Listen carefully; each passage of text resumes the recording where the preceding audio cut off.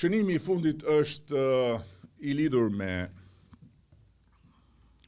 jetën ndërkombëtare, nëse mund ta quaj kështu. Më ka ardhur këtë javë ftesa nga presidenti i Shtetet Bashkuara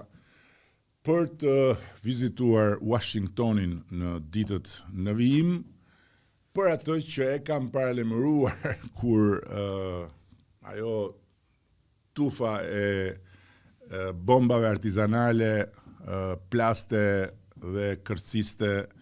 edhe në sallën e Kuvendit me gjithë farë lloj pretendimesh që sot i nxjerrin përsëri qesharak, duke thënë se unë nuk shkoj dot, se mua s'm kanë ftuar, se.